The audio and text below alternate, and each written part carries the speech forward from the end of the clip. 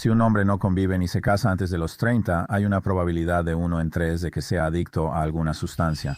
No hay nada más peligroso que un joven solitario y sin dinero. Las épocas y naciones más violentas e inestables de la historia compartieron algo en común.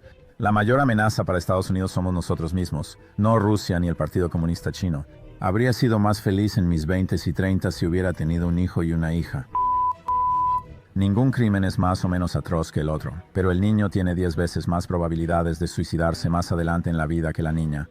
Si hicieras ingeniería inversa hasta el punto de falla, cuando un niño se desvía y luego tiene problemas como hombre, es esto.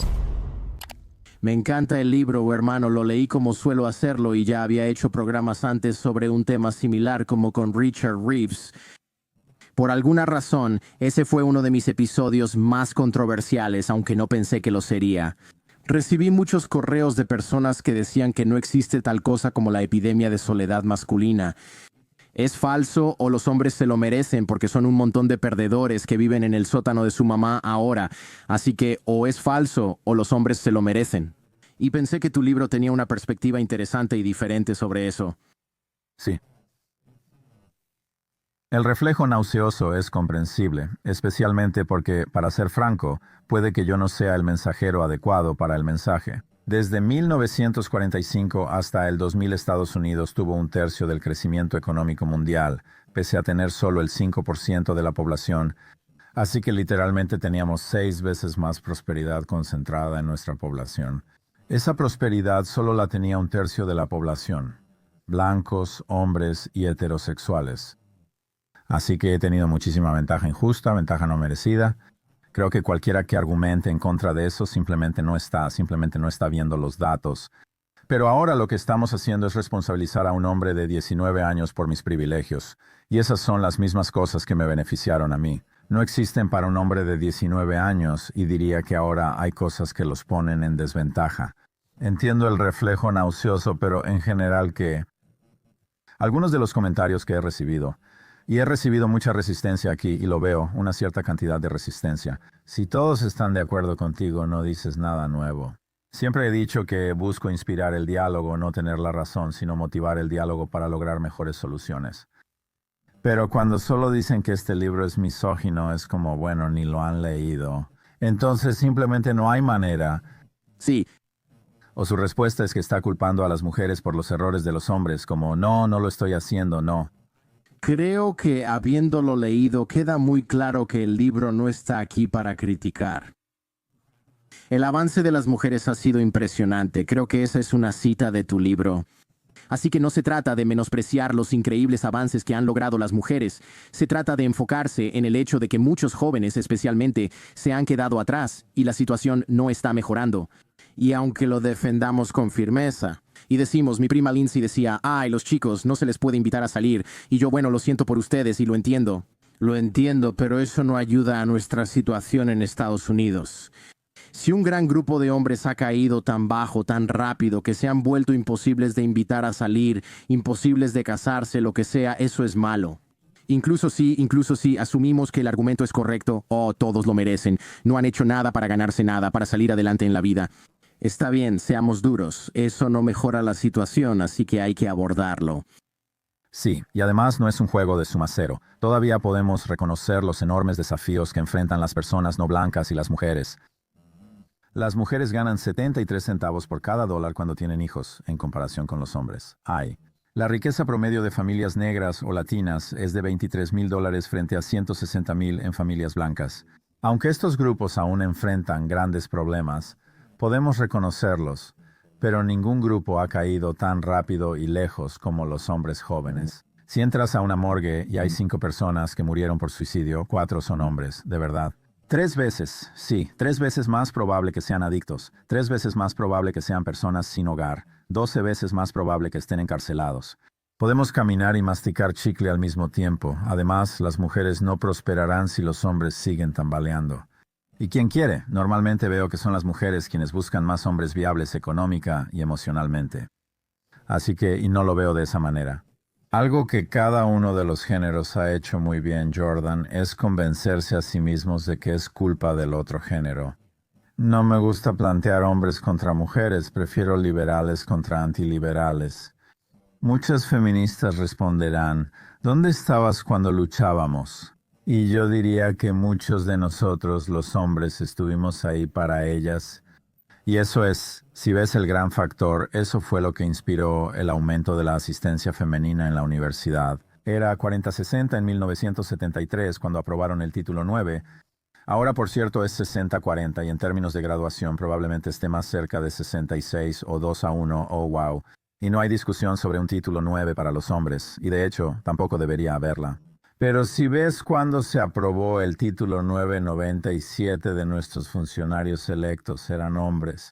Muchos hombres reconocen las luchas de las mujeres, y muchas mujeres, especialmente madres, reconocen los retos que enfrentan los hombres actualmente. Creo que es mejor plantearlo como pensamiento liberal contra antiliberal, porque hay muchos hombres que sí celebran el progreso y quieren que las mujeres sigan avanzando. Y de nuevo, muchos hombres que apoyan mucho este tipo de trabajo.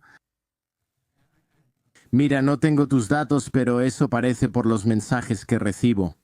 Muchas personas preocupadas por esto son madres de jóvenes que se preguntan, ¿qué hice? ¿Por qué mi hijo todavía vive en mi casa? ¿Debo echarlo? No quiero hacerlo porque entonces se irá a vivir con un amigo que está peor que él. Al menos él trabaja en esto y no fuma marihuana ni juega Xbox todo el día como sus amigos. Si lo corro, se irá con ellos. ¿Y entonces qué? Es difícil. Además, creo que tienes razón. Muchas de las personas más preocupadas por esto y que más desean el éxito de los hombres son mujeres. Y probablemente no solo sus mamás. Seguramente también hay mujeres de su edad que les encantaría casarse con alguien que no esté recibiendo una mesada de su mamá a los 30 años. Sí, incluso decir esto hace 5 años era provocador. Pero ahora, gracias al trabajo de Richard Reeves que mencionaste, se ha vuelto mucho más aceptable si lo analizas desde el punto de falla principal. Cuando un niño enfrenta problemas como adulto, suele ser porque perdió a un modelo masculino por muerte, divorcio o abandono. Tenemos el segundo mayor número de hogares monoparentales en el mundo, solo después de Suecia. Lo interesante es que es raro, ¿eh? ¿Qué es lo interesante? ¿Quién lo hubiera imaginado? Yo no lo habría hecho si me hubieras dejado adivinar entre casi todos los países. Jamás habría pensado que fuera en Escandinavia. En Suecia hay mucha energía de divorcio y las tasas suben cuando las mujeres logran mayor independencia económica, porque hacen cuentas y dicen, ya no dependo económicamente de este tipo, me voy. En realidad es una señal de progreso.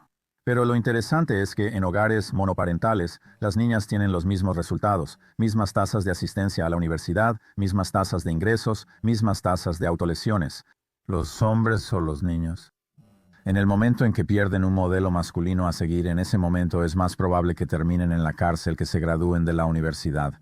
Lo que termina pasando es que la investigación refleja que, aunque los niños son físicamente más fuertes, emocional y neurológicamente, son mucho más débiles que las niñas. Leí un estudio que decía que 2 adolescentes de 15 años, un niño y una niña, ambos fueron abusados sexualmente. Ningún crimen es más o menos atroz que el otro, pero el niño tiene 10 veces más probabilidades de suicidarse más adelante en la vida que la niña. Resulta que las niñas son mucho más resilientes y mucho más fuertes que los hombres y no saben si. Es porque a lo largo de la historia las mujeres han tenido que encontrar la manera de soportar la menstruación o el parto o, francamente, simplemente han tenido que soportar más dificultades que los hombres. Pero las mujeres son, no hay duda al respecto, las niñas son más fuertes que los niños. Quiero decir, lo entiendo, lo veo. Creo que las mujeres probablemente a lo largo de sus vidas tienen que soportar mucho más, especialmente cuando se trata desafortunadamente de violencia sexual y cosas así. Quizás simplemente hay una red de apoyo más fuerte a su alrededor que tiene esas habilidades, si es que se les puede llamar así, o esa base de conocimientos para ayudarlas a lidiar con eso. Me encantaría hablar más sobre el tema de los modelos a seguir, porque la idea de los modelos a seguir, porque me gustaría profundizar en esto, creo que tú tienes algo de experiencia personal con esto. ¿Qué les pasa a los hombres cuando los modelos masculinos se van? Sí, tienen un mayor riesgo de muchos problemas de salud mental, pero ¿puedes describir tal vez qué sucede? ¿Te sientes cómodo compartiendo tu experiencia personal sobre esto? Oh, claro, yo no, y tuve mucha suerte. Bueno, mi papá se fue cuando yo tenía 9 años y ni siquiera fue lo peor. Mi mamá fue muy buena al involucrar modelos masculinos en mi vida y mi vida fue un poco diferente o poco tradicional. Y eso es Ya sabes, en los medios de comunicación muchas veces hay una referencia, hay un personaje y termina así. Él tiene una familia principal y otra con sus hijos y vida, y asiste a la iglesia con ellos. Y luego te enteras de que tiene toda una segunda familia que gasta, ya sabes, una fortuna en miles de millones, y resulta que tenía una segunda familia. Así que yo era esa segunda familia. Mi principal modelo masculino a seguir después de que mi papá se fue era un tipo que vivía en Arizona, tenía esposa e hijo, un negocio próspero y una familia fuerte. Luego, cada 2 fines de semana estaba conmigo y mi mamá. Mi mamá era la otra mujer y yo era el hijo de la otra mujer, así que ese era mi principal modelo masculino a seguir. Y la reacción inicial, como de instinto, es, wow, este es un mal hombre, y eso no es cierto. Él era un buen hombre y fue muy bueno conmigo. Muchos hombres entraron en mi vida, sobre todo por los deportes. Tuve entrenadores que se interesaron en mi vida. Tuve un corredor de bolsa, el novio de mi mamá. Le pregunté sobre acciones. Yo tenía 13 años y él me dio 200. Si no compras acciones, cuando regrese el próximo fin, devuélveme los 200. Así que fui a Westwood, a una casa de bolsa llamada Deanwood o Reynolds, y dije, estoy aquí para comprar acciones. Apareció un hombre con peinado afro-judío llamado Sai Saro y dijo, hola, soy Sai Saro. Me dio mi primera lección sobre acciones. Hay más compradores que vendedores, así los vendedores suben el precio y surge el mercado. Me preguntó, ¿en qué estás interesado? Y yo le dije, las películas simplemente me encantan. Vi Encuentros cercanos del tercer tipo y me encantó. Dije, Columbia Pictures hizo esa película, sus acciones están en 16, así que compramos 12 acciones de Columbia Pictures. Durante 2 años, todos los almuerzos iba a la cabina telefónica y ponía 2 monedas de 10 centavos en la secundaria Emerson. Llamaba a Sai y hablábamos de mis acciones. 1 o 2 veces por semana iba a su cubículo y me enseñaba sobre ellas. Él llamaba a mi mamá y decía cosas buenas sobre mí. No teníamos nada de dinero. Pero no solo fue muy importante para mí ese mentorazgo masculino, sino que también he ganado muy buen dinero creando y vendiendo empresas. Me he vuelto muy seguro económicamente ahí. Compro acciones desde los 13 años y estos 45 años han sido un gran momento para tenerlas. Antes un tipo del vecindario venía con su novia y tocaba la puerta al azar. Eso ya no sucede. Tocó la puerta, mi mamá respondió. Vi a Scott en el vecindario. Lisa y yo iremos a montar a caballo. ¿Quiere venir con nosotros? Y este tipo y su esposa o su novia me llevaban a montar a caballo cada fin de semana. Así que lo que necesitamos en nuestra sociedad es más una gestal de aprendizaje y mentoría, e inmediatamente involucrar a los hombres en la vida de un niño cuando no tiene muchos modelos masculinos, y desafortunadamente muchos hombres no están dando el paso. En Nueva York hay 3 veces más mujeres que hombres solicitando ser hermanas o hermanos mayores. Desafortunadamente hay un tabú, y es que, digamos, eres un hombre de unos 30 años y eres soltero. Tal vez no tienes esposa ni hijos propios. Te preocupa que la gente vaya a sospechar algo de ti. Si quieres involucrarte en la vida de una chica de 15 años... Es lo mismo con los Boy Scouts. Es lo mismo con los Boy Scouts 100. Sí, 100 y Boy Scout. Ya no existen los Boy Scouts. Solo es un ejemplo. Sí, ahora solo son Scouts, lo cual, honestamente, como Águila Scout, siento que en realidad es bueno que haya Scouts mixtos, porque tengo un niño y una niña. Pero va a ser diferente de como era antes, con un montón de niños apestosos corriendo por ahí y un grupo de hombres adultos teniendo conversaciones donde tú vas. Nunca he escuchado a mi papá decir esas palabras ni hablar sin censura con otro adulto cuando estoy junto a la fogata. Cuando realmente no les preocupa meterse en problemas con sus esposas por compartir algo, por ejemplo. No sé si eso seguirá ahí, Scott, ¿entiendes? Es algo diferente. Eres un Scout Águila. Jordan, sí, eso es muy impresionante, yo diría. Los Scouts muestran cómo, aunque las intenciones sean buenas, a veces las cosas se salen de control. Son Scouts de América, niños y niñas, y yo no estoy ni de acuerdo ni en desacuerdo contigo. Es bueno tener grupos mixtos, pero las niñas ya tienen las Girl Scouts, mientras que los niños no tienen un grupo solo para ellos. Así que yo diría, bueno, está bien. Si creo que hay un ambiente y es productivo, probablemente tener Girl Scouts de un solo sexo, pero ¿por qué no también tener Boy Scouts de un solo sexo? Oh, wow. Creí que solo los fusionaron, no noté que seguían los grupos de un solo sexo. Girl Scouts y Boy Scouts ahora editan juntos. Las niñas ya tienen su grupo y ahora son Scouts de América. Ya no existen Boy Scouts solo para un sexo. Vaya, si no lo sabía. Sí, eso es. Bueno, tengo sentimientos encontrados sobre eso, como acabo de decir. Creo que probablemente eso lo va a empeorar. Aprendí mucho en los Scouts, y sé que para muchos suena nerd, sobre todo por ser Águila Scout. A los 18 años la gente preguntaba si no tenía algo mejor que hacer, y la respuesta era no. No tenía nada mejor que hacer, estás muy por debajo. ¿Recuerdas el año de transición de Lobatos a Scouts, cuando cambias de insignia y pañoleta? Sí, sí. No lo sé. Obtuve la insignia de seguridad contra incendios y siempre que llego a un hotel busco la ruta de escape. Sí, así soy. Claro, sí, y algún día podrías agradecer haberlo hecho. Todavía sé cómo hacer nudos. No creo poder decir lo mismo. No recuerdo haberlo aprendido, solo sé que era parte de muchos exámenes. Pero sí, hermano, esas insignias de mérito eran una locura. Amigo, definitivamente recuerdo haber aprendido a como criar conejos y cosas así. Sí, Cosas raras, cosas raras. Eso es súper impresionante, aunque no sabía eso de ti.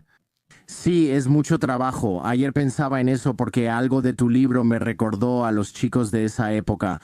En los Scouts Águila, a los 17 años, tu proyecto de Águila debe ser de servicio comunitario. Y en ese entonces eran 100 horas hombre de trabajo. No significa que tú tengas que hacer las 100 horas de trabajo, significa que tienes que organizar a la gente, hacer que se presenten. Pinté cercas y renové un parque infantil en mi primaria. También llamé a la escuela y hice papeleo. Obtienes el permiso, verificas el seguro y compras los materiales. Reúnes a scouts y amigos para esparcir astillas y pintar cercas. Y ahora que lo veo como adulto, pienso, no puedo creer que pude organizarme lo suficiente a esa edad para hacer esto. Honestamente creo que ahora me sería difícil hacerlo. Probablemente sería como llamaría a mi asistente y le diría, ¿puedes organizar todas estas cosas? Ahora me costaría hacerlo, así que a los 17 fue difícil. Recuerdo cuando debía hacer cosas más sencillas. Ya no parecía importante, ese es el punto, es como una prueba de fuego que no tuviste. Y también, como mencionas, creo que muchos de nosotros en los Boy Scouts, déjame decir, no estoy seguro. Teníamos mucho capital social, pero era agradable estar rodeado de otros chicos que a veces estaban un poco más orientados académicamente o tal vez simplemente no lo estaban. No éramos los chicos populares. Yo iba de campamento cada mes, no sé qué hacía tu tropa, pero nosotros sí lo hacíamos. Aprendías a respetar la naturaleza, cargabas mochila pesada con todo lo necesario y recorrías kilómetros en el bosque. Y luego recuerdo que íbamos uno al lado del otro y recorríamos todo el campamento para asegurarnos de que no hubiera señales de que los humanos estuvieran ahí. Hasta nuestras huellas mostraban respeto por la naturaleza.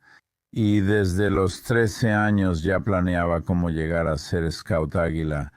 Esa disciplina implica muchas habilidades para la vida, logros y pruebas. El conjunto supera la suma de sus partes. Solo obtuve algunas insignias, Mara. Tú conseguiste las necesarias para ser Scout Águila y recibir recompensas. Cuando obtienes tu Scout Águila recibes una carta del presidente. No sé si aún lo hacen. Yo, una carta de Bill Clinton, sí. Sí, y toda la tropa se reúne y te honra. Y sí, soy muy fan de esas cosas. De hecho, un par de mis soluciones propuestas para políticas públicas. Hace literalmente 2 horas estaba con el caucus demócrata. Para los padres son representantes, está enfocado principalmente en la familia, pero son alrededor de 50 congresistas. Y dijeron si pudieras iniciar una política pública, ¿cuál sería? Y yo dije, servicio nacional obligatorio. Oh, Estoy de acuerdo, sí. creo que, y no es así, no sería solo militar. Podrías ser voluntario en un refugio que no sacrifica animales, cuidar a personas mayores, ser bombero forestal, trabajar en nuestros parques. Pero creo que hay muchos jóvenes que se beneficiarían de conocer a otros grandes estadounidenses de diferentes orígenes étnicos, niveles de ingresos y orientaciones sexuales. Y si ves a Israel y Singapur, tienen los niveles más bajos de depresión en adultos jóvenes. Y creo que mucho de eso se debe a su servicio nacional obligatorio, pero bueno, en la misma línea de los Boy Scouts, creo. Un lugar estructurado que reduce el mundo a un grupo de jóvenes haciendo algo bajo la agencia de algo más grande que uno mismo. Cuando estudié en Alemania, todos mis amigos hicieron el servicio nacional tras la preparatoria. Y era como, no sé si todavía sea así, pero definitivamente era súper poco cool o casi como de mal gusto entrar al ejército. Todos trabajaban en un hospital, universidad o similar. Recuerdo visitarlos después de ese año. Todos ya eran adultos porque habían estado en un hospital con cuidados paliativos o algo similar, para personas mayores bañando ancianos en asilos o trabajando en refugios de animales. Ellos decían que maduras 3 años en uno porque convives con otros estudiantes y te diviertes, pero también te dan una responsabilidad real que antes no habías tenido. Normalmente no vivimos bien. Muchos no viven en casa según donde estén, y aquí no tenemos eso, por eso no lo construimos. Como dijiste, con Israel siempre es complicado porque recibo muchos correos solo por mencionarlo. En Israel, la identidad nacional es distinta porque todos deben ir al ejército, lo que genera cohesión. Oye, todos estamos juntos en esto, algo que no sentimos como estadounidenses. Creo que Sí, se ven a sí mismos como israelíes antes de verse por su identidad. Creo que gran parte de la razón por la que aprobamos mucha legislación importante en los 60 y 70 fue por nuestros representantes electos. Todos usaron el mismo uniforme y se veían primero como estadounidenses, no como demócratas o republicanos. Esa solución sería muy poderosa.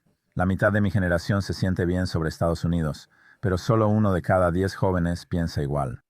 Y tan difícil como es para los jóvenes, y he escrito mucho sobre eso, es menos difícil aquí que en la mayoría de los lugares en Estados Unidos. No creo que muchos jóvenes reconozcan cuántos grandes estadounidenses hay, ni lo afortunados que son de vivir en un país tan maravilloso, que todavía tienen más agencia aquí que en la mayoría de las naciones, y Singapur tiene la población religiosamente más diversa del mundo, y ellos reconocen que si no tuvieran cuidado, esas diferencias podrían ser utilizadas como arma por un hombre fuerte y hacer que se desagraden entre sí. ¿Y tú? Creo que la mayor amenaza para Estados Unidos somos nosotros mismos, no Rusia ni el Partido Comunista Chino. Y eso es, creemos que la amenaza viene desde dentro de la casa y es, oh, mi enemigo es mi vecino con un letrero de Trump. Oh, ya sabes, es el grupo, no. Los estadounidenses comparten más de lo que creemos y me agradó lo que dijo David Frum. No estamos tan divididos, pero desafortunadamente las empresas más talentosas y con recursos se dedican a dividirnos. Así que sí creo que necesitamos más y más programas, más lugares de encuentro, más comunidad. Quisiera que más personas asistieran a instituciones religiosas, aunque soy ateo.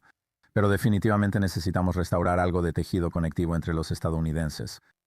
me gustaría verlo. No tengo un plan, pero me agrada la idea del servicio nacional. Quiero volver al tema de los hombres que se están quedando atrás. Creo que hay toda una cohorte de hombres cuya abreviatura es interesante, y creo que lo voy a decir mal. Es algo así como ni en educación, empleo ni capacitación, ¿cierto? Así es, exactamente. Eso es aterrador. De niño, en mi preparatoria, solo 2 chicos no fueron a la universidad ni estaban en capacitación laboral. Y tú decías, sí, eso tiene sentido, ¿verdad? Era como, por supuesto, van a ser estos 2 tipos y no sé cómo les fue, pero supongo que no muy bien. Antes no eran tantas personas, solo una minoría. Desde el inicio era muy predecible. Por cómo fueron criados, ahora ese grupo parece grande y eso asusta. Oh, es normal, está en su punto más alto de la historia. 1 de cada 3 hombres menores de 25 años y 1 de cada 5 de 30 años vive en casa. Solo 1 de cada 3 hombres menores de 30 años tiene una relación, mientras que son 2 de cada 3 mujeres menores de 30 años las que tienen una relación. Y piensas, bueno, eso es matemáticamente imposible. No lo es, porque las mujeres están saliendo con hombres mayores, ya que buscan hombres más viables económica y emocionalmente. Así que los hombres jóvenes no se están mudando de la casa, no se están comprometiendo con el trabajo, no se están comprometiendo con la escuela, no se están comprometiendo con las relaciones. El problema es que si no desarrollan esas habilidades antes de los 30, un hombre que no ha convivido ni se ha casado para esa edad tiene una probabilidad de 1 en 3. Será adicto a sustancias. Y entonces, lo que es realmente interesante, o una de las cosas que no me di cuenta y que descubrí investigando para el libro es, hay una caricatura de Lisa, una mujer de 30 años que nunca encontró el amor romántico, y ella está, ya sabes, es el comercial o la película donde está en el alféizar de la ventana con un suéter grande y afelpado, mirando hacia un día lluvioso. Quizá tiene un gato, y qué tragedia, nunca encontró el amor romántico. La realidad es que está bien. Ella canalizó esa energía romántica hacia sus amigos y su trabajo. ¿Sería más feliz? Casada, tal vez, pero quien realmente se descarrila es un tipo que no tiene una relación. Los hombres necesitan más las relaciones que las mujeres. Una mujer en una relación sí vive más tiempo, de 2 a 4 años, pero un hombre vive de 4 a 7 años más, así que los hombres en realidad se benefician más de las relaciones que las mujeres. Las viudas son más felices después de que su esposo muere, los viudos son menos felices. Así que este mito o esta caricatura de la solterona trágica, la mujer que no encontró el amor romántico, no. Una de las cosas que menciono en el libro ha molestado a algunos. Creo que los hombres siempre deberían pagar y la gente dice, ¿cómo? ¿Sí? Mi hijo menor me dice, papá, eso es de la vieja escuela, y yo respondo, bueno, está bien. Primero que nada, los hombres se benefician más de las relaciones que las mujeres. La ventana de fertilidad de una mujer es mucho más corta que la de un hombre. Las desventajas del sexo son mucho mayores para una mujer que para un hombre, así que hay una asimetría de valor. Al sentarte frente a una mujer para iniciar una relación romántica, le pides entrar en una situación donde, en promedio, tú obtienes más beneficio que ella. Y además todos los mamíferos tienen alguna forma de cortejo, y creo que una manera en la que participas en ese cortejo y reconoces la asimetría de valores pagando. También, de forma instintiva, aunque no lo digamos, lo que le digo a mi hijo está bien. Para que quede claro, ninguna mujer que divida la cuenta contigo te va a besar. Porque, en el fondo, durante miles de años le han enseñado instintivamente que no puedes protegerla. La fuerza en el capitalismo es la viabilidad económica y las mujeres, porque creen, en el fondo, que serán vulnerables, porque en algún momento podrían gestar, quieren sentirse seguras cerca de un hombre. Y una forma en que demuestras ese valor es pagando, y no estoy diciendo que eso, ya sabes, en algunos casos, algunas personas dicen con razón, bueno, debería ser quien invitó a la otra persona a salir. Y si ambos ganan buen dinero o si tu pareja gana más dinero que tú, no estoy sugiriendo que después de 5 citas no hagas cosas solo porque solo tú estás pagando. Pero creo que al principio, creo que lo normal debería ser que el hombre pague. No me molesta esa idea. Tal vez soy muy anticuado en la cultura de las citas y estoy desactualizado, no lo sé. Parece más fácil y como que no puedes equivocarte haciéndolo. Mientras no seas un tapete y dejes que la gente te pase por encima y te use por dinero. Creo que esa es una conversación diferente, pero pienso que para la mayoría de las personas es bastante fácil darse cuenta cuando eso está pasando. No necesitas gastar mucho en las citas. Dijiste en el libro que un joven solitario y sin dinero es lo más peligroso, con mayor riesgo de suicidio y abuso de sustancias. ¿Qué más se añade a esta mezcla peligrosa cuando un chico está solo y sin dinero? A lo largo de la sociedad, las naciones y los periodos más inestables y violentos de la historia han tenido una cosa en común. Eso es un número desproporcionado de hombres jóvenes sin oportunidades económicas o románticas. Ya sea Hitler usándolos como arma o la República Islámica. Cuando tienes a muchos hombres jóvenes que no tienen acceso a oportunidades económicas o de pareja, se frustran, se vuelven violentos y son muy propensos al contenido nacionalista o misógino. Decirles que no es su culpa y que debemos ir tras el enemigo, por eso Trump es presidente, Jordan, creo que sí. Esencialmente, si ves los 3 grupos que cambiaron más fuerte de azul a rojo, del 20 al 24, fueron los latinos. Es difícil suponer algo sobre ellos, ya que los mexicoamericanos en el sur de California difieren mucho de los cubanoamericanos en el sur de Florida. Pero el segundo grupo fueron los jóvenes. Los menores de 30 años tienen 24% menos riqueza que hace 40 años. Mi generación, 72% más. Ellos pueden hacer cuentas, ya se dieron cuenta, saben que no les está yendo bien, solo quieren un cambio. Cualquier cosa asociada con el titular que era Harris no iba a ganar. Sin embargo, el más interesante es que el tercer mayor cambio entre los grupos fue el de las mujeres de 45 a 64 años. Creo que son sus madres, porque aún hay muchas mujeres en Estados Unidos que votan por lo que creen mejor para sus esposos e hijos. Y cuando tu hijo vapea y juega videojuegos en el sótano, no te importa la soberanía territorial en Ucrania ni los derechos transgénero, solo quieres un cambio. Y por eso creo que los hombres jóvenes están usando a otros hombres jóvenes que carecen de oportunidades, ya sea prometiéndoles sexo en la otra vida. Sabes, Estado Islámico de Irak y Siria en realidad tomaba esclavas sexuales y luego usaba eso como carnada para que la gente se uniera a su lucha. Entonces, o dicho de otra manera, creo que la mayor innovación en la historia no fue el iPhone, ni el semiconductor, ni las vacunas. Fue la clase media estadounidense. ¿Y cómo surgió la clase media estadounidense? La clase media es un accidente. La extrema derecha querrá hacernos creer que la clase media surge de forma natural. Si simplemente dejamos que el mercado se haga cargo, sanará, ¿no es así? Requiere redistribuir ingresos de los más afortunados y talentosos hacia la clase media. Pero tuvimos a 7 millones de hombres que regresaron de la guerra. Ellos estaban en uniforme, demostraron heroísmo y luego les metimos un montón de dinero en los bolsillos a través de préstamos vivienda para héroes americanos y la Ley Nacional de Transporte. Básicamente los formamos, les dimos dinero. Eran delgados, heroicos, en uniforme y, francamente, muy atractivos para las mujeres. Y eso dio origen al baby boom. Y entonces había suficientes hogares amorosos y seguros donde pensaron, ¿no sería genial traer a las mujeres y a las personas no blancas a esta prosperidad? Pero si no tienes una mayoría de hombres jóvenes que se sientan bien consigo mismos y, francamente, que sean viables económica y emocionalmente, terminas con una sociedad inestable. Siempre debo hacer reconocimiento de tierras aquí. No creo que sea culpa de las mujeres. No creo que las mujeres tengan la obligación de salvar o servir a los hombres, pero no se puede negar. Cuando hay hombres jóvenes que están solos y sin dinero, es una receta para una sociedad inestable, y ninguna cantidad de terapia va a cambiar eso. Y sigo escuchando en TikTok que los hombres pueden encontrar el amor dentro de sí mismos. Sí, buena suerte con eso. No estoy diciendo que un hombre no pueda ser feliz sin hijos o sin una relación, eso es lo que estoy sugiriendo. Toda la historia dice una cosa: un número desproporcionado de hombres sin oportunidades económicas o románticas lleva a una sociedad violenta e inestable. Mencionas brevemente esa idea en el libro, pero me parece interesante sobre Estados Unidos. ¿Podrías explicarla?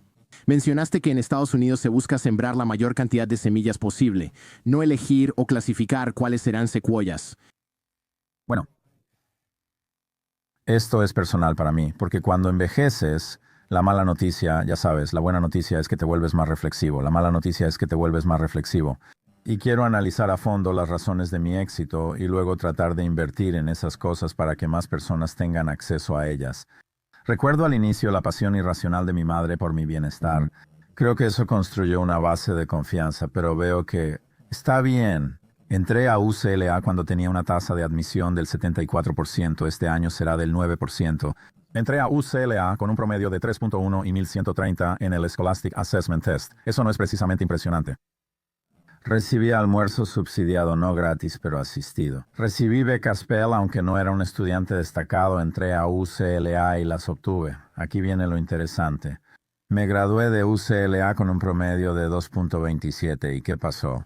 El show de Jordan Harbinger, un programa de maestría en administración de empresas del top 10. Me aceptaron, sí. No entiendo. ¿Cómo pasó eso?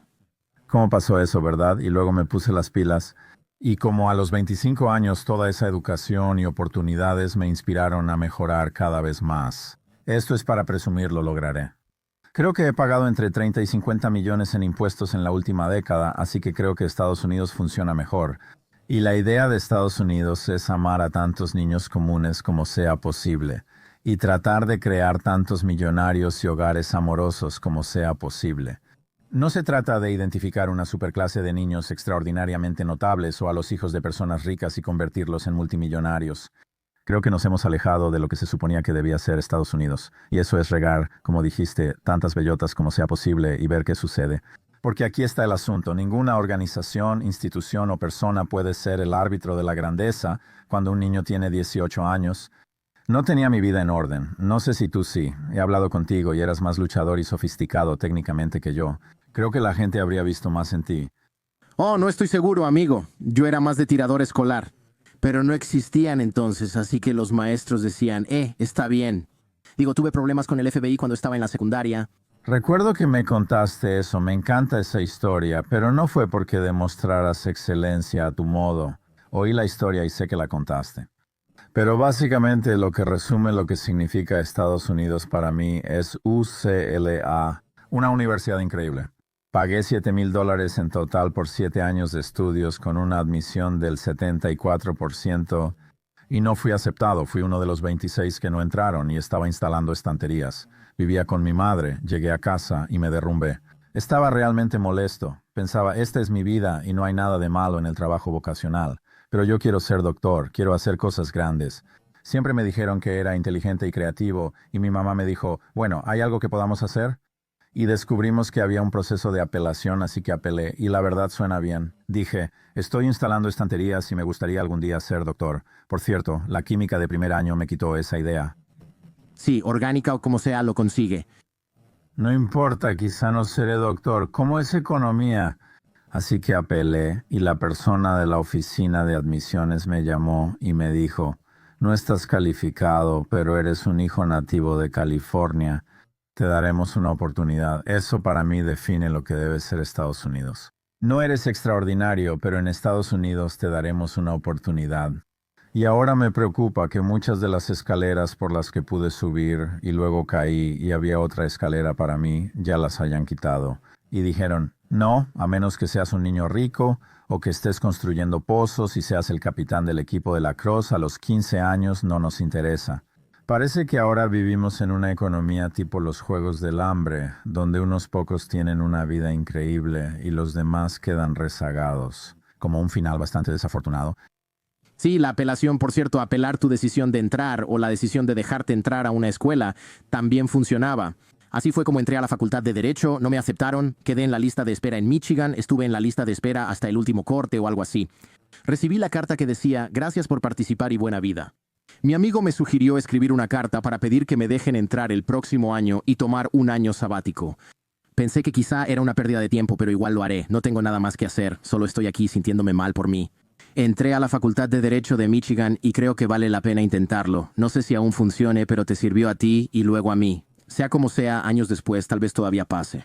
Quizá les encantaría ver que alguien lo intente, así que no lo sé. Inténtenlo, amigos, a ver si pueden lograrlo. En ese momento se pasa a las soluciones. Lamentablemente en mi industria hay una apariencia de nobleza.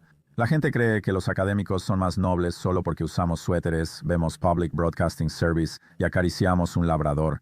Creo que mi industria es responsable de mucho de lo que nos aqueja. Hemos adoptado esta postura de rechazo de lujo al estilo LVMH, donde mientras más baja es la tasa de aceptación, más alto subimos en los rankings, más poder de margen tenemos y más dinero ganamos. Perdimos el rumbo porque ya no nos vemos como servidores públicos, sino como marcas de lujo. ¿Y qué hace el profesorado cuando mi decano dice que rechazaron al 90% de los solicitantes? Aplauden. Y las personas que ya tienen títulos tienen un interés personal en que las tasas de admisión bajen porque eso hace que el activo que poseen, su diploma, sea cada vez más valioso. Lo mismo ocurre con la vivienda. Al ser dueños de una casa, las personas se preocupan por el tráfico y se oponen a nuevos permisos. Pero el resultado es que tenemos estas instituciones increíbles con infraestructura que están creando una escasez artificial. Dartmouth tiene un fondo de 8,000 millones y solo admite a 1,100 estudiantes al año, está en medio de la nada. Podrían aceptar a 11,000 estudiantes al año y por cierto tienen como 15 personas trabajando en Dartmouth para cada persona que realmente enseña porque han decidido que son marcas de lujo, ya no servidores públicos. Creo que debemos cambiar nuestra mentalidad. Además, Michigan es mejor que la mayoría de las instituciones. Son fieles a su misión, han aumentado su clase de primer año, pero la mayoría de las universidades de élite prefieren rechazar. La analogía sería que eso es como si un refugio rechazara al 90% de las personas sin hogar que llegaron anoche. Sabes, estamos en el negocio de darle una oportunidad a la mayor cantidad de personas posible, y en cambio hemos decidido que no. Mientras más escasez artificial generemos, mayores serán los márgenes, habrá más administradores, salarios más altos y menos rendición de cuentas. Los exalumnos se sienten mejor ya que su título vale más. Esto no podría ser más antiestadounidense. En mi opinión, si no aumentas tu clase de primer año más rápido que la población y tienes un fondo de más de $1,000 millones, deberías perder el estatus libre de impuestos. Porque una de las cosas que realmente está afectando a los hombres jóvenes es que cada vez menos están siendo aceptados y yendo a la universidad. En los próximos 5 años vamos a tener casi 2 mujeres graduadas de la universidad por cada hombre graduado. Y piensas, bueno, está bien, igualamos las condiciones, las mujeres están superando a los hombres. Sí, lo entiendo, y no quiero hacerlo. Quiero ampliar la clase de primer año, no quiero hacer nada que impida que más y más mujeres vayan a la universidad. Pero aquí hay algunos efectos secundarios reales, y es que cuando un hombre no se gradúa de la universidad, no es económicamente viable. Él tiene problemas para encontrar pareja porque los hombres buscan igual o menor nivel socioeconómico, y las mujeres igual o superior. Y cuando el grupo de personas con las que se pueden emparejar horizontalmente y hacia arriba sigue disminuyendo, hay una falta de formación de hogares y una falta de relaciones. ¿Quién busca más hombres viables económica y emocionalmente? Las mujeres, pero no hay suficientes. Sí, creo que esto concuerda bien con tu relato bastante gracioso de cómo tu mamá intentaba ayudarte a conseguir pareja en aquellos tiempos. Me encantaría oírlo, fue muy gracioso. Muchos padres temen que sus hijos se metan en problemas. Parece que tu mamá temía que no te metieras en suficientes problemas. Sí, sí, tenía una cita, o sea, para empezar, así era yo. Para cuando tenía 16 años medía casi 1,80 m, pesaba como 54 kilos, 59 kilos, y tenía mucho acné. O sea, no era precisamente Brad Pitt. A veces solo lograba que una mujer saliera conmigo por ser gracioso. Esa fue la habilidad que desarrollé. Creo que no ser atractivo de joven tiene ventajas. Creo que te obliga a desarrollar diferentes habilidades y diferentes fuentes de confianza. Pero de lo que escribí en el libro es que si alguna vez tenía una de esas raras citas, llegaba a casa y mi mamá tenía una botella de vino. Destapada, en sus momentos más ambiciosos, ella habría puesto leña en la chimenea, con toda la yesca preparada y un fósforo, así que literalmente lo único que tenía que hacer era encender el fósforo para prender el fuego. Mi mamá se esforzaba mucho para conseguirme algo de acción porque se dio cuenta de que no iba a ser fácil para mí. Se dio cuenta de que si no se engrasaban las almohadillas simplemente no iba a suceder. Y mientras tanto, ya sabes, la gente me pide consejos sobre citas y siempre digo, solo ten en cuenta que estás recibiendo consejos de un tipo que perdió su virginidad a los 19 años. No estoy seguro de ser el indicado, aunque veo la investigación y me parece muy interesante. Hay tres razones por las que las mujeres se sienten atraídas sexualmente por los hombres. La primera es la capacidad de mostrar recursos, así que no hay manera de evitarlo. Si tienes un Range Rover y un panorama, eso es atractivo. La buena noticia es que está mostrando recursos futuros. Si tienes tu vida en orden y eres inteligente, no eres quien pide bebidas a las 2 a.m. ¿Eres de los que dicen que debes irte porque tienes cosas mañana? Estás trabajando en cosas, vas a una escuela vocacional, tienes un plan para obtener tu certificado general de educación y luego, ya sabes, empezar como aprendiz, solo necesitas tener un plan.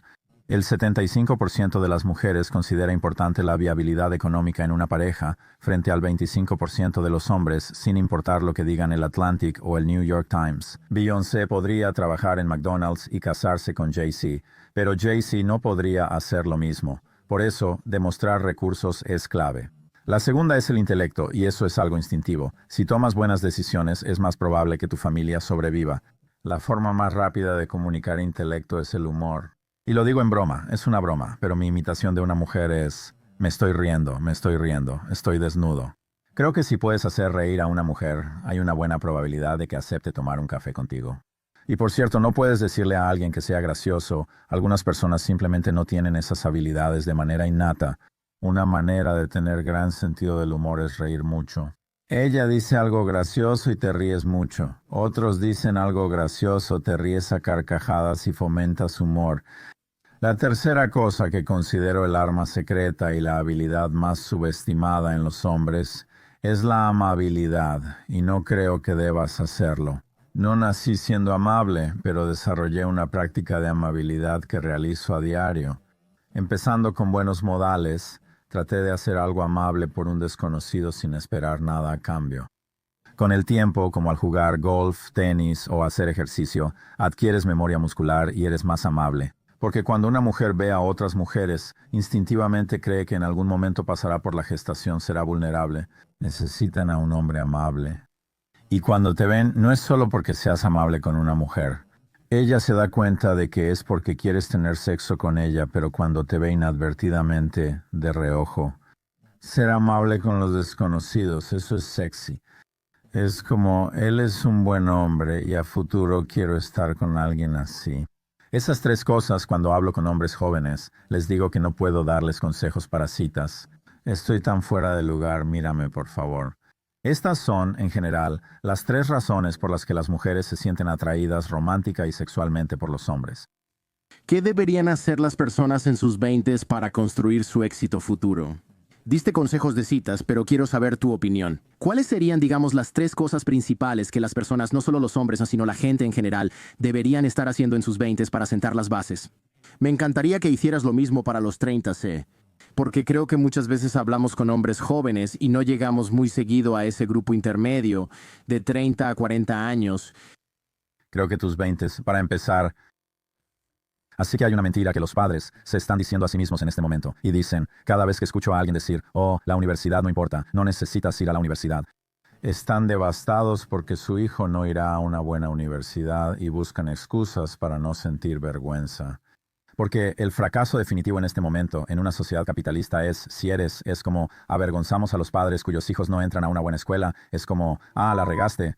Y la realidad es que los padres son pastores, no ingenieros. El niño llega a ti, algunos niños simplemente no lo son. 2/3 de los niños no se graduarán de una carrera tradicional de artes liberales. Pero si tienes acceso y la disciplina para obtener alguna certificación en tus 20s, hazlo, porque puede ser una licencia de conducir clase 3, puede ser una certificación de buceo, puede ser un título de 2 años en enfermería, un aprendizaje en oficios o una licenciatura en artes. Pero cualquier cefa, cualquier cosa que te separe en un grupo más pequeño de personas debido a una certificación es realmente valiosa. Y la razón por la que digo en tus 20s es porque a medida que envejeces, empiezas a tener perros y niños y te acostumbras al dinero. Y es más difícil obtener una certificación que normalmente implica un entorno de bajo costo, ¿verdad? Cada año sin ir a la universidad dificulta regresar y estudiar, así que una certificación. Creo que tus 20s son para experimentar, y una de las cosas de las que hablo mucho es que no confundas tu pasión con tus pasatiempos. Tu trabajo no es hallar tu pasión, sino algo en lo que seas realmente bueno. Si eres realmente bueno en algo y dedicas tiempo, los beneficios de ser excelente en eso aumentan. La camaradería, la relevancia, la seguridad económica, el prestigio y la autoestima harán que te apasione lo que sea que hagas. Y no descartes las cosas aburridas porque son esas cosas aburridas las que generan mucho dinero. Mandé instalar esteatita en mi casa aquí en Londres. El tipo que lo hace es como el susurrador de la esteatita. Es inmigrante iraquí y sabe todo sobre eso. Conoce las canteras, gana 2 millones de libras al año y se queda con 600,000 limpias. Te aseguro que él es apasionado por la esteatita porque le ha dado una gran vida. Así que intenta hacer talleres y también trata de ser lo más sociable posible.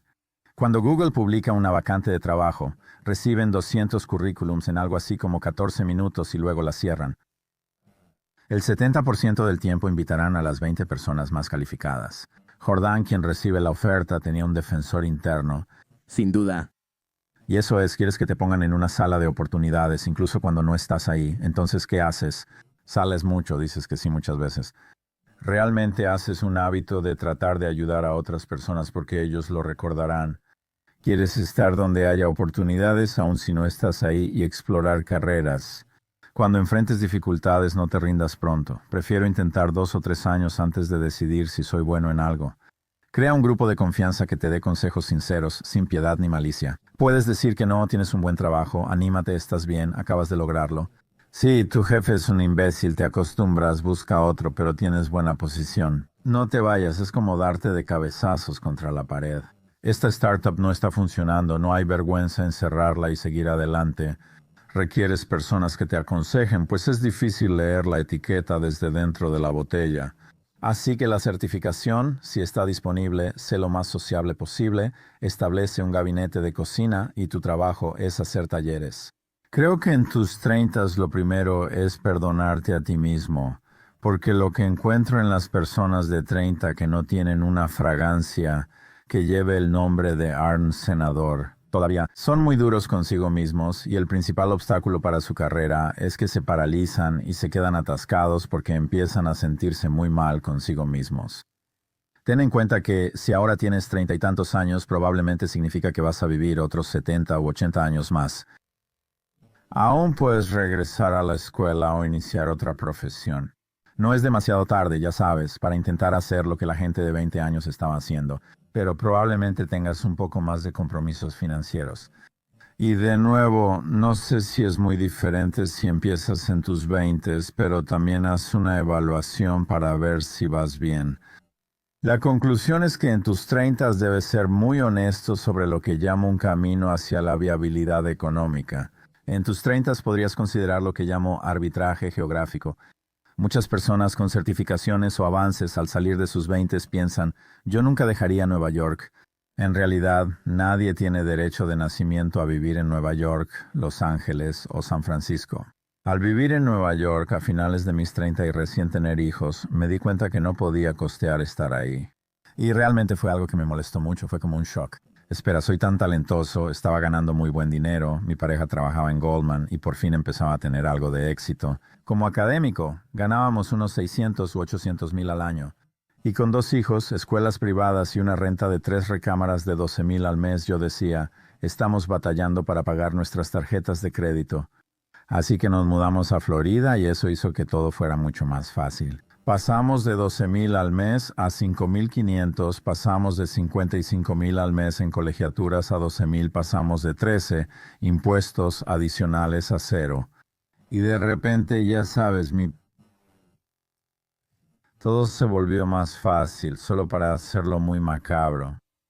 La zona de suicidio, cuando un hombre es más vulnerable a hacerse daño, es en el año. Después de que se divorcia, pierde su relación principal, a veces pierde el acceso a sus hijos. Y la causa principal del divorcio en los jóvenes no es la falta de valores compartidos, no es la infidelidad, es la presión económica. Una de las cosas que pregunto a las personas en sus 30 es, ¿está bien? ¿Se puede hacer arbitraje geográfico aquí? Oyes a personas decir, vivo en San José, entonces, ¿por qué estás aquí? Tenía un trabajo aquí, pero te despidieron y lo perdiste. ¿Es esta una oportunidad para buscar trabajo en Houston, donde sinceramente quieres tener la misma presión y expectativas económicas? Porque muchos de me han acusado en el libro de estar demasiado obsesionado con el dinero, lo cual creo que es una crítica acertada. Pero mi autoestima como hombre y también la ansiedad en mis relaciones, el dinero, específicamente la falta de él, ha sido la causa principal de mi ansiedad. La seguridad económica depende no solo de tus ingresos, sino también de tus gastos, especialmente de cuánto debes gastar. Así que en tus 30 se evalúa tu situación. ¿Existe la oportunidad de hacer arbitraje geográfico? Si ya tienes una relación, necesitas alineación y conversaciones abiertas y honestas. Aquí estamos y aquí queremos estar, debemos alinear gastos e ingresos. Pero muchas de las mismas cosas, aún así ya sabes, si todavía no tienes una carrera, talleres y diferentes opciones. Gabinete de cochina. Pero más que nada en tus 30, perdónate si no lo has logrado, si aún no eres exitoso. Salí disparado en mis 20 y fui invitado a Davos y estaba ganando un montón de dinero. Y para cuando tenía 34, la burbuja de las .com había explotado y estaba en bancarrota otra vez. Y fui muy duro conmigo mismo. Creo que me costó, aunque probablemente menos tiempo que a la mayoría. Pasé un año sintiéndome mal por mí mismo, como perdido en el desierto. Pero la clave del éxito es tu capacidad para soportar el rechazo y la decepción, seguir adelante y simplemente poner un pie delante del otro. Pero creo que la alineación en una relación, si tienes una para entonces, y la oportunidad de algún tipo de arbitraje geográfico que lo haga. Eso reduce la ansiedad y presión que sientes en tus 30 al pensar en tener hijos o familia. O creer como si no tengo una casa soy un fracaso. ¿Y qué hay de los 40? Cambia mucho. Digo, sé que esto es el mundo de los podcasts y todo tiene que estar dirigido a los de 25 a 35. Pero egoístamente, a los 45 años pienso, ¿en qué debería estar pensando y de qué debería preocuparme ahora? Bueno, lo que cambia creo que en tus 40 es simplemente el resultado final. Aún tienes tiempo, pero ya casi se agota y tu capacidad para ajustar tu estilo de vida también. Si no has ahorrado una cantidad decente de dinero, tienes que empezar a ahorrar dinero. Tienes que encontrar la manera de gastar menos de lo que ganas. Y creo que también lo más devastador económicamente en tus 40 normalmente es el divorcio. Y entonces finalmente hemos estado reconociendo correctamente el trabajo emocional que las mujeres ponen en el hogar. Son más empáticas, son más relacionales, hacen un mejor trabajo manteniendo la casa funcionando sin problemas. Creo que finalmente estamos llegando al punto en el que un componente clave de la masculinidad o ser un buen hombre también es aportar trabajo emocional. Y específicamente un par de cosas. Supongo que para este momento tal vez ya tienes esposa e hijos y es difícil tratar de mantener el matrimonio unido. No estoy diciendo que te quedes en una relación tóxica, pero lo más devastador que te puede pasar económicamente. Divorciarte en tus 20 es como empezar de nuevo. Nos gustábamos, me equivoqué y probablemente no tienes hijos. Divorciarte a finales de tus 30 o en tus 40 suele implicar tener hijos en casa y será un proceso que tomará tiempo. Eso fue lo que acabó con mis padres, eso fue lo que los llevó de clase media alta a clase media baja, de la noche a la mañana. Y fueron como 10 años de rabia, ¿sabes? Mi papá tenía 43 años. Mi mamá tenía 38 años. Así que creo que estar presente emocionalmente y esforzarte de verdad para que tu matrimonio funcione en tus 40 suena un poco anticuado, pero lo mejor que puedes hacer por tus hijos es tratar bien a su madre. Pero en cuanto a lo profesional, creo que en ese momento es muy situacional. ¿Tienes trayectoria y patrocinio de alto nivel en ese momento? La realidad es que al entrar ya estás en tus 20 o 30. Puedes presionar el botón de reinicio, mudarte a Madrid, intentar encontrar otra carrera y vivir una vida feliz una vez que estés en tus 40. Si has recogido algunos perros y tienes hijos, la realidad es que tienes que encontrar la manera de empezar a ahorrar algo de dinero. Porque si quieres ansiedad, depresión y estrés de verdad en una sociedad capitalista, espera hasta que tus hijos tengan que ir a la universidad. Estás envejeciendo un poco, no tienes y no has establecido ningún tipo de trayectoria económica. Eso da miedo, es un lugar aterrador en el que estar. Eso probablemente pondrá una gran presión no solo en tu relación con tu pareja, sino también en tu relación con tus hijos. Pero regresando al círculo de confianza, necesitas personas que te aconsejen porque mucho depende de la situación.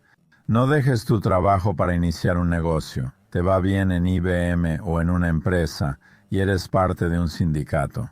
La gente idealiza el emprendimiento, ya sabes, no puedo creer cuántas personas animan a otros a ir a empezar un negocio y dejar su trabajo. Ese es el consejo de los influencers. Quema las naves, renuncia y así te obligas a encontrar cómo lograrlo. El próximo mes, con tu nuevo negocio de sillones en Craigslist. Sí, yo diría que cualquiera que te diga que sigas tu pasión ya es rico. Solo, ya sabes, creo que tienes que serlo. Francamente, simplemente no tienes la libertad de ser poco pragmático. Y de nuevo, esto se relaciona con estar realmente alineado con tu pareja. Y luego, ya sabes, en ese punto depende. Muchos hombres, muchas personas están pasando por un divorcio a esa edad. Solo puedo decirte cómo cambié en mis 40. Primero, empecé a pensar más en otras personas y a tratar de establecer una práctica de amabilidad, aunque solo fuera detener a personas en la calle y decirles, ya sabes, a una pareja mayor se ven muy bien, o algo así. Es ser amable con las personas con las que trabajas. Pero creo que lo mejor, aparte de tratar de establecer una práctica de amabilidad, en mis 40 lo mejor que hice fue, me di cuenta de que lo mejor que podía hacer por mis hijos era tratar muy bien a su madre. Hay muchas investigaciones que demuestran que con los niños ellos realmente no escuchan lo que dices, sino que imitan lo que haces, y la relación principal. La forma en que tratas a tu pareja realmente impacta a los niños, no solo en cómo se acercan a sus propias relaciones, sino también en cómo tratan a los demás. Así que para cuando llegas a los 40 probablemente ya tienes una pareja, o esperemos que tengas una pareja, y si tienes hijos. Mucho de esto es que los hombres hagan el trabajo emocional para mantener el matrimonio, algo que yo no hice, me divorcié. Y también para realmente modelar un buen comportamiento en la forma en que tratan a su pareja. Quiero decir, el resentimiento que tengo hacia mi papá, que falleció recientemente, y resultó en que hubiera periodos de meses o incluso años en los que no le hablaba. Ni siquiera era que él no estuviera ahí para mí. Simplemente no era muy amable con mi mamá y eso realmente, esa fue la mayor fuente de ansiedad en mi vida. Y no tener dinero fue realmente difícil.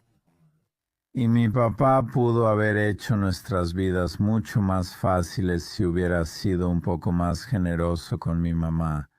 Y creo que fue un pésimo ejemplo y una mala expectativa para la forma en que yo me acercaría a las relaciones y a las mujeres de cualquier manera. Esa es mi terapia por hoy. ¿Crees que él se arrepintió de eso?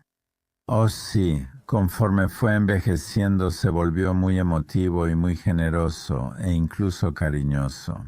Me decía, no podías colgar conmigo a los 40 sin decir te quiero. Yo no se lo decía y él me dijo, podrías decirlo tú también, todas las mamás lo hacen. Le dije, papá, eso debiste decírmelo cuando tenía 8 años, no ahora. Es como, realmente me hubiera servido eso hace unos 30 años y luego uno de los grandes descubrimientos para mí. Y este es un consejo que le daría a la gente. Mi relación con mi papá era complicada porque mi forma de relacionarme tenía un marcador subconsciente. Papá, no fuiste tan bueno conmigo de niño. No voy a ser tan bueno contigo. Solía pensar, solía detenerme y decirme, soy demasiado buen hijo. No hablaré con este tipo 6 meses porque no me trató bien como papá. Al final disfruto mucho a mi papá. Mi papá es divertido, encantador y un tipo alfa. Acento escocés, guapo, domina una habitación como nadie. Así que te pareces a tu mamá. Sí, así es. Salí a mi mamá. Sí, heredé la apariencia de mi mamá y los defectos de carácter de mi papá. Así que, básicamente, lo que decidí fue dejar de lado la lista de puntuaciones y simplemente preguntarme qué tipo de hijo quiero ser. Ignorar que papá fue él, qué hijo quiero ser yo. Quiero ser un hijo generoso y amoroso, dejar a un lado las tonterías y simplemente decidir que voy a ser un hijo generoso y amoroso. ¿Fue esto un gran descubrimiento en los últimos 20 años de su vida? Tuvimos una relación maravillosa de la que me beneficié mucho, ya que al envejecer él se volvió mejor hombre. Francamente, simplemente tuvimos una relación fantástica y ese descubrimiento cambió el resto de mi vida. Y eso aplica a todas mis relaciones, a todas mis relaciones. Jordan, yo tomé un enfoque muy capitalista y transaccional. Y es decir, si soy amigo de Jordán, ya sabes, si vamos a cenar, quiero que vengas a mi barrio a cenar tanto como yo voy al tuyo, ¿verdad? Como que me daba cuenta de si tú pagaste tanto como yo pagué por la cena, ya sabes, lo que sea. Era una transacción, y si no recibía tanto de tu amistad como pensaba que estaba dando, salía de la relación. Cuando mi novia recibía a sus padres en la ciudad y salía con su papá, yo llevaba un marcador. Espero que salgas con mis padres cuando vengan. El problema es que con ese marcador siempre terminas infeliz. Es difícil mantener relaciones porque sueles exagerar tu aporte y restar el de los demás. Así que lo que me hizo cambiar con mi papá y luego con el resto de mis relaciones es esto. Simplemente me pregunto, ¿qué tipo de amigo quiero ser? ¿Qué tipo de compañero de trabajo quiero ser? ¿Qué tipo de hijo quiero ser? ¿Qué tipo de novio quiero ser? Vivo según ese estándar y no soy un tapete. Salgo de relaciones y dejo relaciones todo el tiempo, pero mantente fiel a ese estándar y simplemente disfrútalo. Si aportas valor extra a una relación, ese es el punto central. Eso es en lo que he trabajado mucho, la felicidad. Y lo que descubren es que las personas que son amadas son más felices que las personas que no lo son. Pero las personas más felices son aquellas que encuentran a muchas personas que les permiten amarlas. Son las personas que dan más amor las que en realidad son más felices. Así que para mí un gran descubrimiento ha sido tener como objetivo no una transacción en la que yo salga beneficiado. ¿Cómo encuentro relaciones donde realmente aproveche mis habilidades y mi carácter? Para simplemente dar mucho y ser ese tipo, ser el amigo, ser el jefe que quiero ser y simplemente dejar de lado la libreta de puntuaciones. Y ese fue realmente mi desbloqueo con mi papá y lo que me di cuenta es que no desperdicié. Pero habría sido mucho más feliz en mis 20s y 30s si simplemente hubiera dejado de lado la libreta de puntuaciones y solo hubiera intentado ser el hombre que quiero ser.